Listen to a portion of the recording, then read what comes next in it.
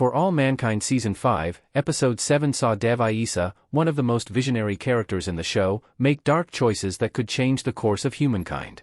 When Eddie Gathegi first appeared in For All Mankind Season 3 as the billionaire dreamer who wanted to make space a venture that was accessible to the private sector, Dev appeared to have his head in the clouds, but his heart in the right place. Unfortunately, Dev's radical approach to business without hierarchy, and his willingness to spend whatever was necessary to reach his goal led to his company, Helios, undergoing a hostile takeover as shareholders handed the reins of control over to Karen Baldwin. This was the start of his journey to becoming an embittered old man, but things have since taken an even darker turn in Season 5. Dev Ayesa's dream for life on Mars has taken him over the edge. Dev made the trip out to Mars in Season 4, when young Kelly Baldwin and Aleida Rosales approached him with a plan to restore Helios to its former glory and get Dev back in the driver's seat.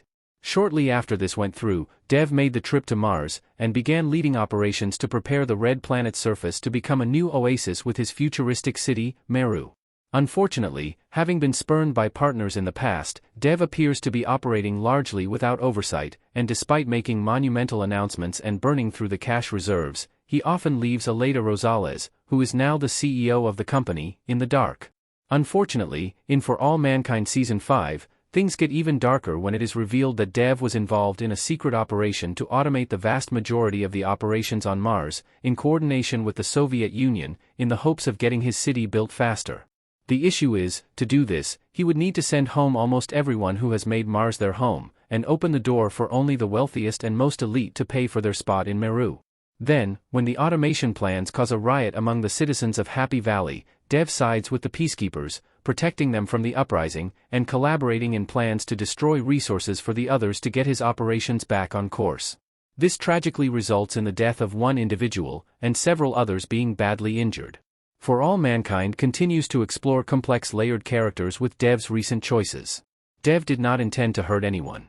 The strike was planned for the early hours of the morning, before anyone should have been awake and certainly before anyone would be in the food habitations.